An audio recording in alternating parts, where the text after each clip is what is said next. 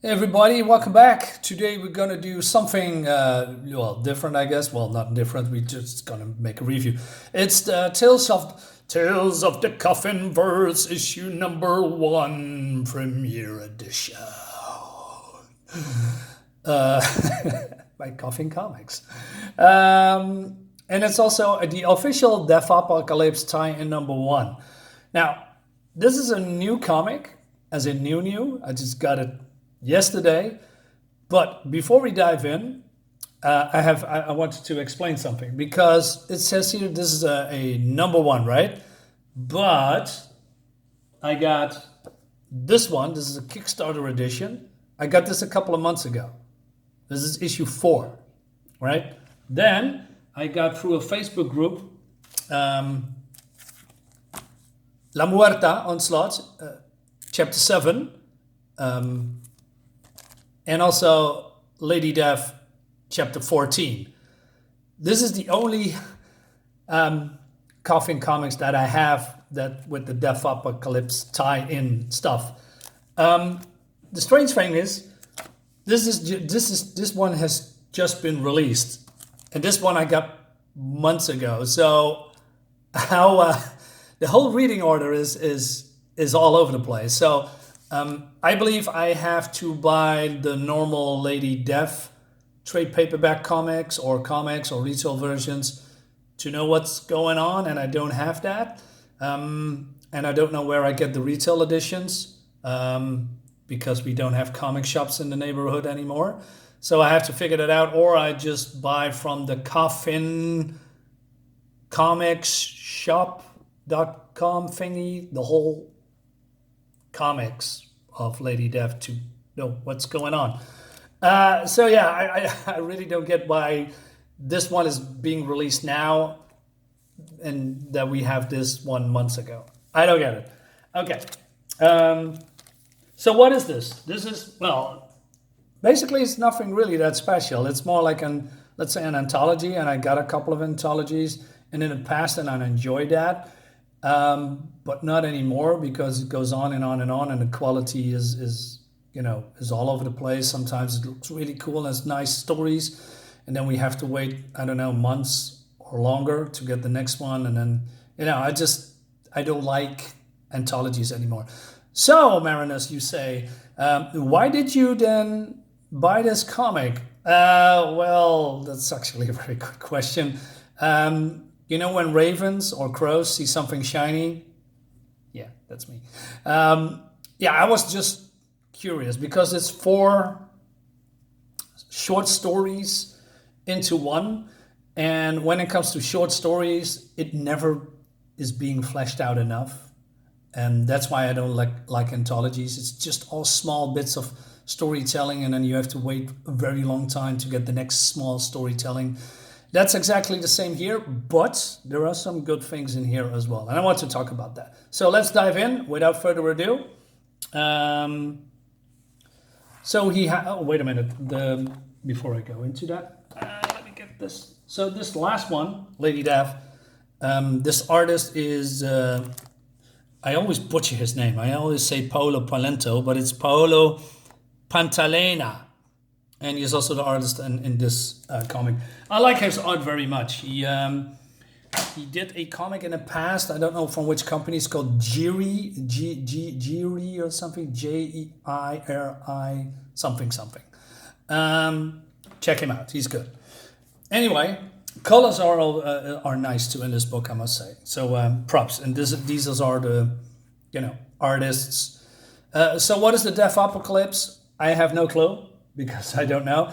The only so the summary is, when I look online, it says the epic villainy of Insurrectus and his monstrous progeny extends beyond the known universe. So it seems that some demons are getting into this universe, this Coffin universe, and there's a group of women and men that has to stop them. Basically, it's some kind of a supernatural death event. It's nothing new.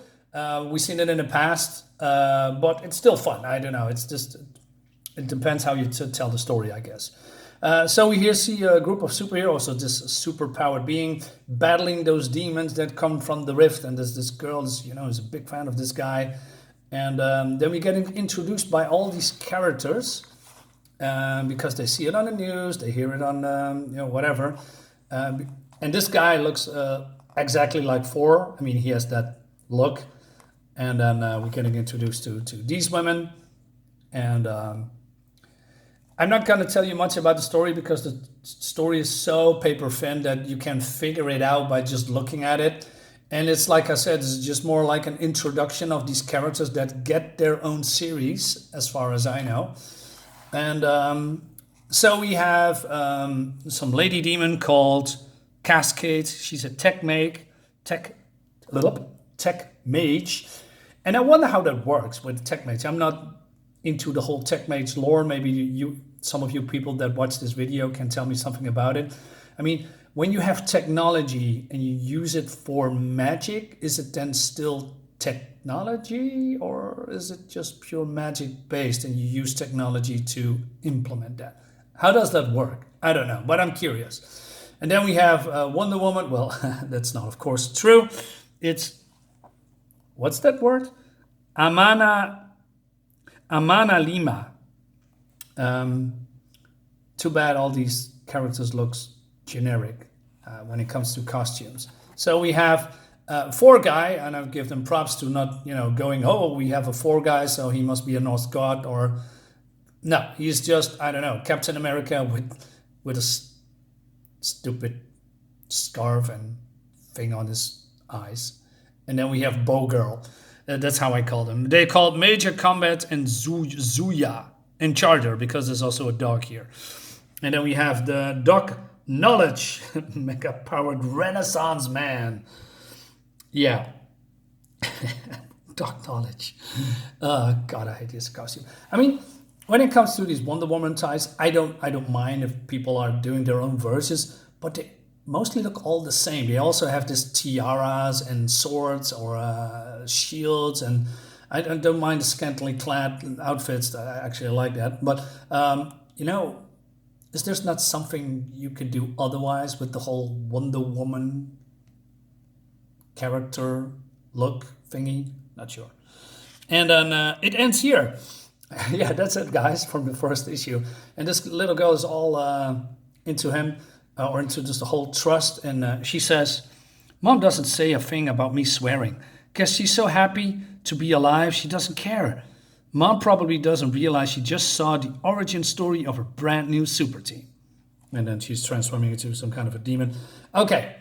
I know my first language isn't English, and I sometimes stumble over words when it comes to the English language. But I know what an origin story is. Just a couple of people coming together, battling quote-unquote evil, is not an origin story. An origin story is basically you fleshing out the characters, where they come from, how they get their powers, and how they came together. That is an origin story. This is not an origin story. Lame. Anyway, moving on to the next chapter.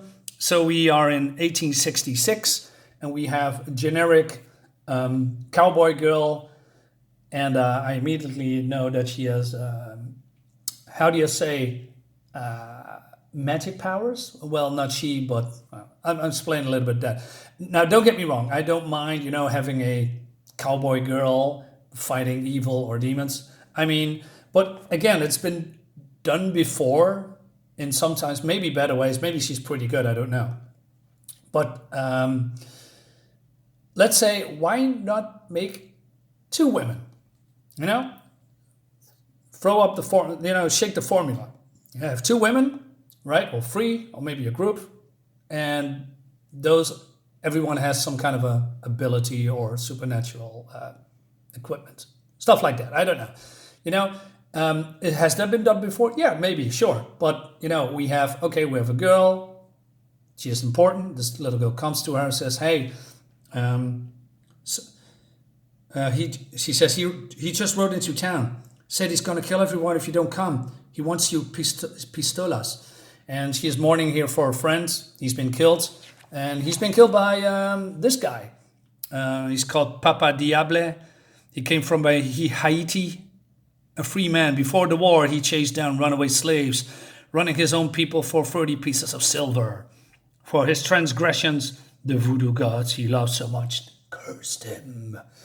Basically, he says, I killed your friend and I want your pistolas because it seems that her pistolas have magic in it. And you see a portal here, monsters coming out. They're killing everyone in town, and she's going to, defend them along with her nemesis. And I love the look of it. It looks very nice. It seems that these bullets has homing abilities, I guess.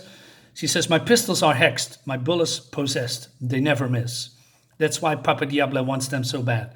So she kills everyone, and Papa Diablo wants to walk away, and she says, good thing they're all dead. Looks like I'm out of ammo, and then she kills them. Yeah, of course. What else was gonna happen? I mean, he killed her friend, and now she's killing him. So everybody's dead, and then she says, what are you gonna do now? Says the little girl. For starters, we go see what the hell it was, and then the end? Question mark. So yeah, it's like I said, very short paper thin story. It's not really that bad, but it's just nothing that you can care about. The same here with Captain Skargrave.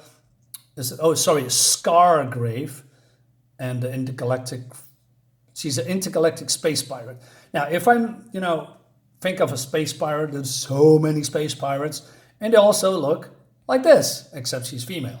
And she has a bunch of group of people. She has a science officer, co-master, co-pilot, quartermaster, and we have Abyss handles the guns, a tough son of a bitch on a system. A tough son of a bitch on any system, but he looks very lame and generic. We have a boatsman or girl, and this one is a gift for the supernatural. So yeah, there's a lot of group of people. We have the barmaid, and then monsters. This guy says, "Hey guys, there's a bunch of freaking eyes in the passageway." He's getting killed. I'm probably going to show you a lot because I cannot talk about the story if there's only 4 pages. So. If you want to buy this comic, probably I should have said that at the start of the beginning. I'm sorry. I'm going to show you a lot. Basically, they are killing all these demons, and then they are falling back, and then we have... okay, I'm going to skip 1 or 2 pages, so bear with me. Looks good. The art looks good. The colors are nice. Captain Skargrave is a nice-looking woman, and then the bar woman gets killed by the last demon. They killed the demon, and then they want revenge, and that leads into our own series, I guess. Oh no, wait a minute. To be continued. Captain Skargrave Intergalactic Star. God, Captain Skargrave Intergalactic Space Pirate guest stars in Lady Death Sacrificial Annihilation. So okay, we see you all in another book. But the best one is, in my opinion, is this one. This is Captain Death. And it's a throwback to the old, 70s Marvel comics. And this is actually fun. And I wonder how people can get away with this. This is a Captain America costume. Is it so easy that, only change certain look of that costume and then you can get legally away with that? How does that work? Anyway, so this is a demon-occupied Germany in 1943. And they are battling demons. And she has a sidekick called Dark, with a Q-U-E. And he is also commanding dead people. And they are working for her, whatever. And so we see her here, battling demons. And it seems that Satanus, who is a cruel demon Führer, are throwing all these demons into, Nazi Germany, taking over, or being occupied. I'm not sure how it works. And we see some also cool Kirby blots that I really love. The action looks cool. The art looks freaking cool. And then she's getting slashed open. And then she's lying there. And then we see an actual origin, guys. That's how you do it. So it seems that here and around the 1940s in New York, A young aspiring starlet called Stevie Rogers vows to do her part of the war effort. And then her friend says, it's really grand. You wanted to entertain our boys overseas, but getting into the USO ain't no cakewalk, Stevie. It's gonna happen, Darcy, I know it will. So I'm not familiar with the USO because I'm not coming from the time period and also not coming from America, but I was curious. So I looked it up and I Googled it, and it seems, and I didn't know that the USO, founded in the 1940s, I'm looking at Google right now, is an American non-profit charitable corporation that provides live entertainment such as comedians, actors, musicians, social facilities, and other programs to members of the United States Armed Forces and their families. That is so cool. I actually looked up some pictures while I just Googled it. I just typed in USO 1940s pictures, and then there's a whole array of photographs of, women, doing the whole USO thing. It looks fantastic. You please check it out if you are interested. Or not, of course, but, I didn't know. But I learned something today. That's cool. So she is doing a performance, and they are laughing at her because she was bad. And they say, next! And then she is crying, I'm such a fool. I only wanted to bring a little cheer to our fighting men. And then she is being greeted by this guy. And he says, I am Dr. Spell of the Druid Commando Corps. I laugh so hard. And we're watching for you sometime. It seems that she has some kind of a psychic connection to the supernatural, and they want to experiment her, and she agrees with that. And then, but she dies in the process. And then she's being, magically resurrected because of, whatever it did, it worked.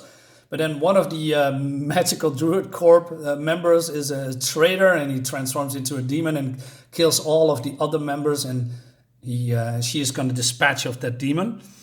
And then the ghost of Dr. Spell says, thanks to our experiment, you are gifted with amazing abilities, not the least of which is calling forth the dead and leading them. And then she is actually doing the USO thing. She cannot do it, and she is in the spare time. She's the unkillable Captain Death. And then we are going back to the present, quote unquote present, because it's the 1940s. And then I want to give props to the artist. I think the artist did a really good job bringing forth and just that feel of a 1970s comic. I love every panel of it. It looks so cool. She's wounded here. You can see her falling a little bit over. Also, this one, that she's throwing that shield of her, looks very kinetic. And I don't mean her ass, you perverts, you. That's not what I mean. It's just the pose. It looks cool. It just looks nice. No, that's not the word. It looks actiony. Yeah, that's probably not a real word, but I'm going to use it anyway. It's my show. I can do whatever I want. And then she says, Dark, toss me the satchel charge. And then she is throwing it over the wall because there's some, maybe some Nazi structure over here or something. And then she kills all the demons. But it was also fused with the TNT is also fused with dragon dust. Compliments of the Druid Commando Corps was. And then these ghosts are going to another place now that she did her job. And she says, Dr. Spell, we won the day. And he says, but these ghosts says, that you did, fair captain. Congratulations. But aren't you forgetting something? The USO show. It's in an hour. Let's get going. It looks like an episode of Batman, from the 1960s. And then we see a visage of Satanus. And then she's being, interrupted by none other than Atticus Mero. Who that is, I have no clue. But it seems that the Okay, now here it goes. This is now, and now I'm going to rant a little bit. It's small, but it's not. This has nothing to do with this comic. Maybe a little bit. The entire Infinityverse is at stake, and we need desperate your help. and it leads into to another. You see all these spots in here. Before I forget, but that's deliberate. There's all these smudgers, etc. That they did it on purpose to give that, how do you say, that ancient feel. And actually, it's nothing actually, how do you say, it's not groundbreaking, it's not spectacular. But I like Lady Gunfighter and Captain Death the most, and these are just, I don't know, there's too little story to actually talk about.